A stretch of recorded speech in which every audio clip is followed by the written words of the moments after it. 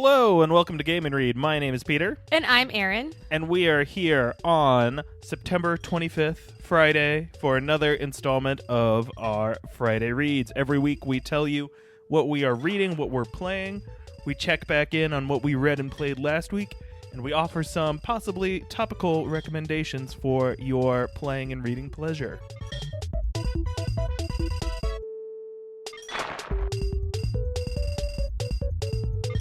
Last week, my Friday Reads was The Nothing Man by Catherine Ryan Howard, and I liked it. It is a book about a fictional serial killer in Ireland, and it was a little odd reading a book inside of a book. So the idea is that you're reading about the serial killer, reading a book about his crimes by the lone survivor of his final murder. So it was very strange at first to be reading a fake memoir about serial killers. Kind of epistolary in that way. Yeah, it took a little getting used to for me. But in the end, I actually really liked it. I thought that Catherine Ryan Howard did a great job of making it feel real. Like, I knew it was fictional, but it had that same vibe and the same feeling as a lot of those sort of true crime memoirs or true crime books. So I think that she did a great job. I was a tiny bit disappointed in a few of the twists.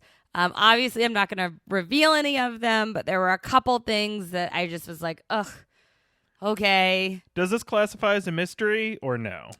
Or is it just crime is involved? I would say it's a mystery because the whole premise of the book is that Jim, who's actually the Nothing Man, he finds this. Well, he doesn't find. He works at a store, and the store is selling this book about him, and he reads the book in an attempt to figure out, like, how much does she know? What is she gonna say? Do I need to take her out? Like, is this gonna lead people to me? And so it's a mystery in the sense that, like, yes, you know that Jim is the killer, and yes, you know that Eve was the survivor, but you don't know if or how those two are going to meet again. Would you say it's more suspense than mystery? Yeah, I think suspense is probably a better way to say it. There's not an unknown they're discovering. Right. The only unknown is whether Eve has some information that can essentially reveal the identity of the Nothing Man. So it's a mystery for him of just like, oh God, will she figure out it's me? Exactly. But because it's being read, this is where it gets a little complicated. Because it's a book inside of a book, we as readers also don't, like, we're getting Jim's perspective. We're also getting the book. But we don't know. We're more with Jim. Like, we don't know what Eve knows except what she wrote in her book. Oh, so it's an interesting, like, suspenseful mystery. Mm-hmm. I would definitely say it leans more suspense than mystery. But it was really interesting, and I thought it was really, really well done. So okay. Well, and I know you've enjoyed true crime. You know, you're not a diehard fanatic or anything like that, but you've enjoyed it. I know you've listened to some stuff and you've watched some shows and you've read some books. Would you say this is a enjoyable read as somebody who's digested a decent amount of true crime? Yes, I think so. And Catherine Ryan Howard at the end explicitly references, like, I'll Be Gone in the Dark, which is Michelle McNamara's book about the Golden State Killer, as an inspiration, and you can tell that she's really done her research in writing this book so that it feels like it's not just another fake true crime. So I really think as someone who, I mean, I'm not obsessed with true crime, but I certainly have consumed quite a bit of it. I really enjoyed it. I thought it held up well. My Friday play for last week was Pan Pan, A Little Big Adventure. And I've played through this game now. I finished it. It's a very fairly brief game. Even if you get stuck on it, it shouldn't take you more than a few hours to play. a cutesy environmental puzzler, indie developed by like one guy, and I have some mixed feelings on it. I was not especially wowed or charmed or anything by this game. I think the puzzle design kind of hit that line where it's like the puzzle is too simple and then suddenly it gets like too obtuse, and even after like looking up what the solution to one part was, I did not see how I would have gotten that in game. I watched one of those obtuse puzzles. That's the one that I'm talking about. Yeah, the pathway one. The pathway, and I knew immediately I knew I wasn't going to be able to play this game. Even like I knew that you were kind of struggling, but in that you like have what you think is a hint or a guide. And then I was like, but how? And even you and I together tried a whole bunch of different pathways and nothing happened. Right. And so for that particular puzzle, which there's only about like 6 big puzzles, quote marks, in this game. And with that one in particular, I just ended up looking up, okay, like, show me the solution. And the solution was like, here's the path you go. And I was like, okay, that's the path. And I just stared at what should have given me the information for that path for another, like, 10 minutes being like, what did I miss? And I still don't know. Was it backwards? No, I still don't know what it Lord. was. Yeah, it was just, I personally think it was poorly translated in a game that was otherwise, like, I could figure out most of the other ones, and most of them were a bit more cause and effect. This was the only one that I would say was very clearly like notice a pattern in some way. The rest were like interact with the world in some way and something will trigger. And this was the only one where it's like you have to just see it, know the solution, and then follow the solution. I feel like those kinds of puzzles, unless they're done really well, are so unsatisfying or incredibly difficult, because it's like if you don't get it, like how it's just it goes over your head. Like I feel like I've played games where it's like that, and then I look at them, I'm like, how am I supposed to know that? Right. Well, and somebody who's dabbled in puzzle design, I've designed like mini escape room things for people, and done like, murder mystery nights for my friends. It really felt like there was a piece of information not being communicated somewhere for me to figure out how to do it. And I feel like I gave it enough time for what this game was going for. Like there are some games that are intentionally really obtuse and they want you to feel about them for hours and hours. Games like Myst and games like The Witness, which are both they're both hailed as kind of different types of classics. I'm less prone to giving them all that praise. I think they do a lot of things interestingly, but this one was just kind of like, this is frustrating in a game that was otherwise like fairly chill and cute. And so that's what kind of drove me to a halt with enjoying this game at all. It's a really short game. If you're curious, give it a try. It wasn't horrible. It just wasn't something that I would jump out of my way to recommend to people. Yeah, I mean, that's about all I got to say on Pan Pan. It was fine. Wasn't amazing puzzle-wise.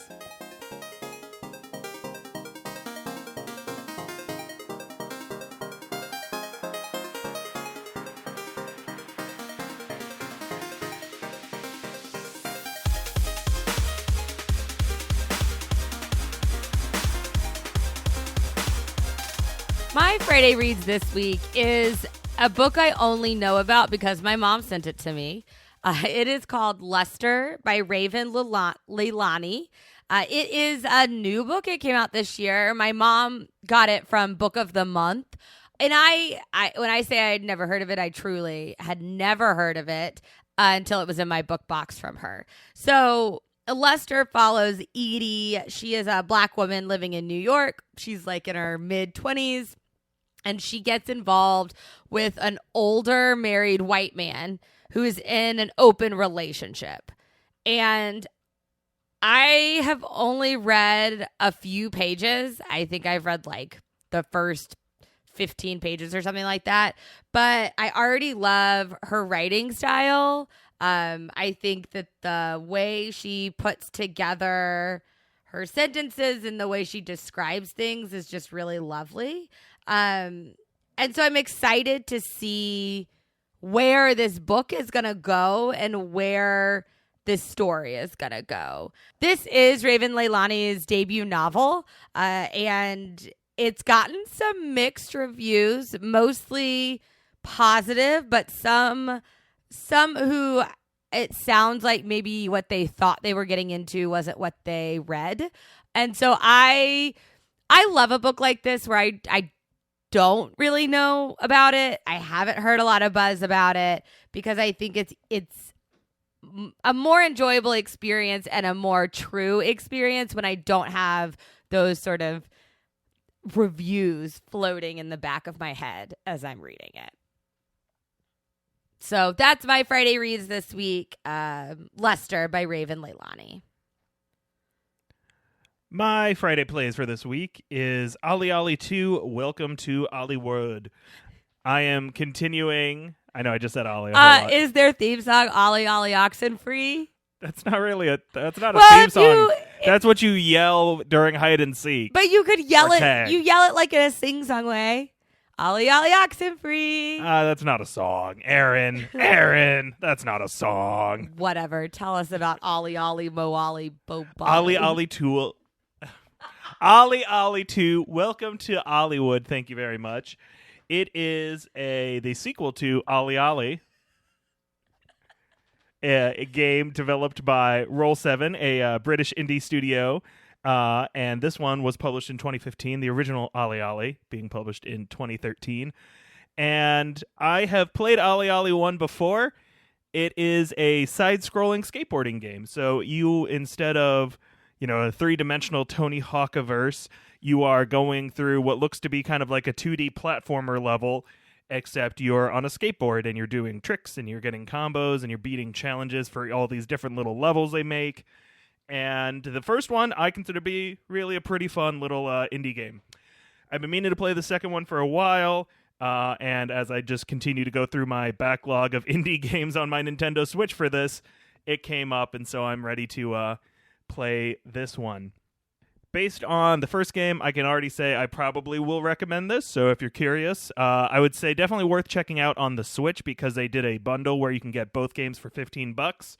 And it doesn't seem like that bundle exists on any other platform. It doesn't exist on Steam or PlayStation or Xbox, even though both games are on all of those things. So if that's what you got, I'd suggest trying OlliOlli or OlliOlli 2, but I don't know. I mean, I definitely recommend trying to get it on Switch if you have a Switch. The core conceit of the game is going through the different challenges on the levels, and they've got two different stages of like the standard challenges and the pro challenges.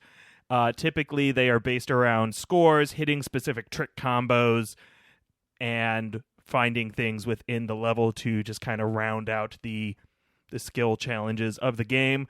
It's kind of a nice, simplistic little side-scrolling skateboard game. It kind of hits that line between enjoying like old-school Mario-style platforming and Tony Hawk, and just like, yes, I want to do a 360 pop shove it while also collecting stuff in a little side-scrolling, world.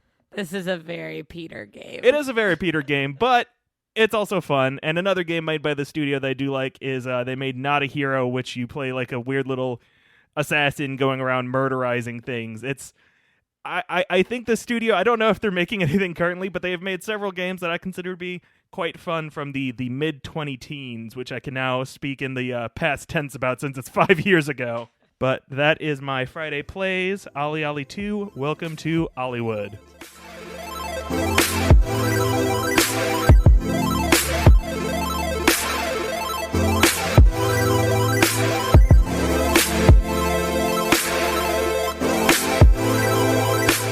My recommendation this week, I'm so excited about recommending this. It is the Southern Book Club's Guide to Slaying Vampires by Grady Hendrix. I loved this book. I read it recently. I just tore through it. It's like 500 pages. I gotta say, Grady is a good name to have if you're gonna write books about vampires. I feel like that just sounds right. I write vampire books. My name is Grady O'Houlihan. Sure. This book, Grady Hendrix also wrote a book called My Best Friend's Exorcism, which I really want to read. I have not read it yet. But just like rom-coms with, dark stuff going on. You know? But if anyone has read My Best Friend's Exorcism, this book, The Southern Book Club's Guide to Slaying Vampires, is set in the same sort of universe as that book. It is not a sequel, but it's related. So I guess if you read one, you have some fun nuggets in the other. But The Southern Book Club's Guide is about this book club of women in South Carolina. And it focuses on Patricia. And Patricia is a stay-at-home mom. She's got 2 kids. And her husband is like this high-up psychiatrist in the hospital. He works long hours. She's home alone a lot. And one night after book club, she is attacked by her elderly neighbor.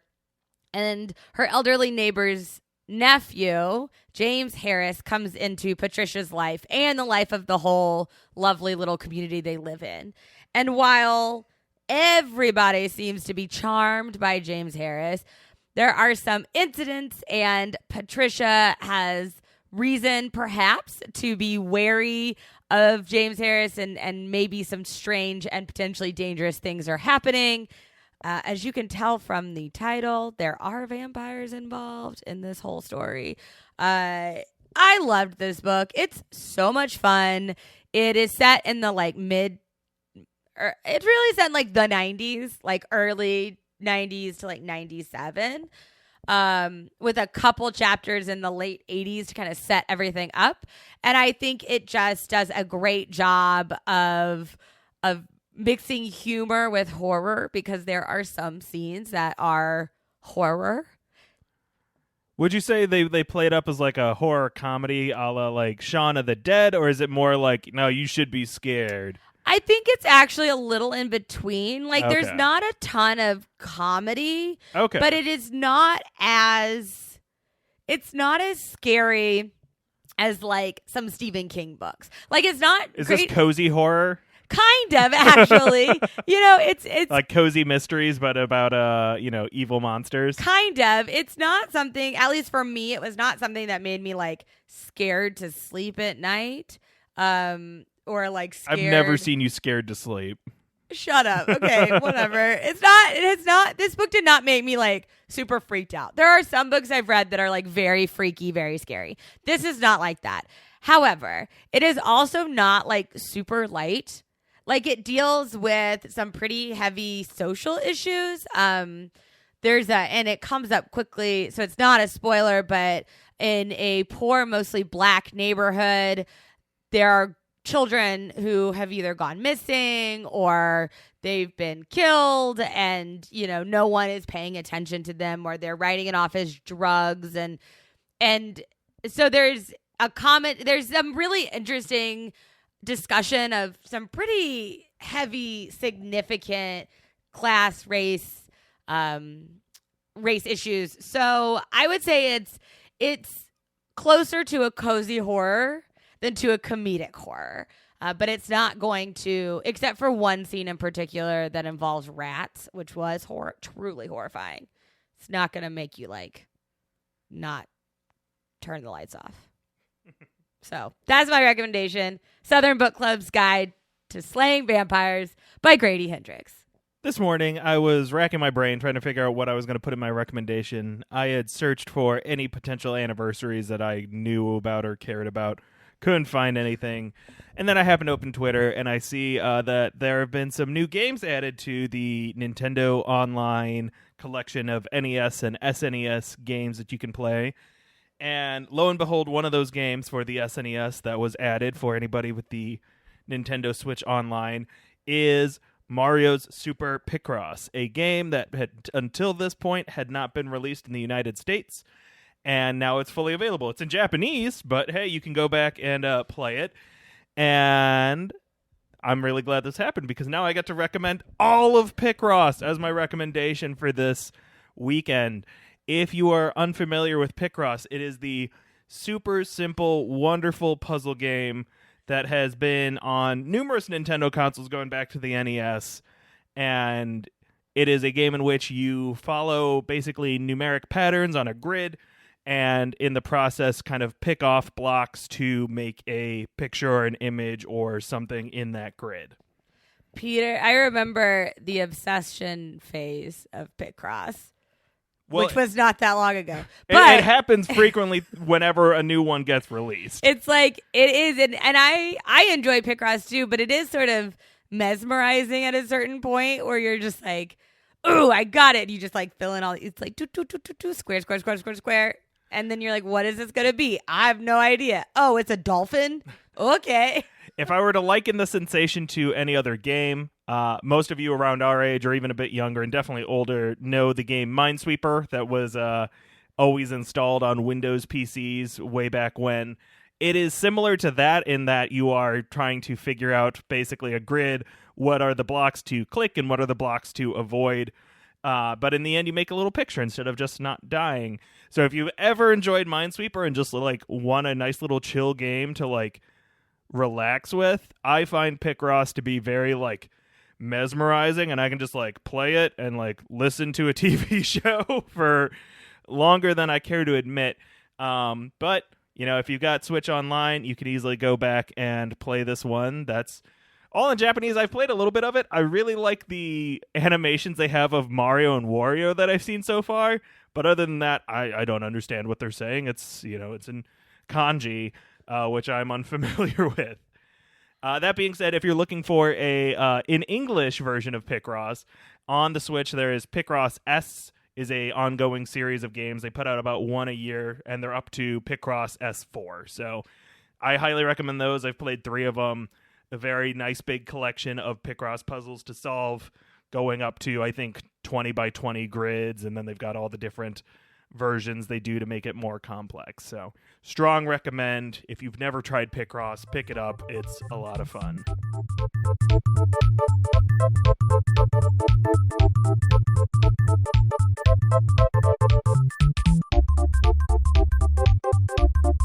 That's all we have for this week's Friday Reads. You can find all of our past episodes and current and future episodes by subscribing to the podcast on Spotify, SoundCloud, Apple Podcasts, pretty much wherever you listen. If you're looking for us on social media, I am on Twitter. I have the @GameAndRead handle, and I also manage our @GameAndRead Instagram. I have my own Twitter @BookishTextPat and a Bookstagram with my mom. It is A Tale of Two Shelves. Our opening music was written and performed by Avery Murchison. There's a link to his Bandcamp in the episode description. Thanks for listening. We'll see you next time. Game and Read.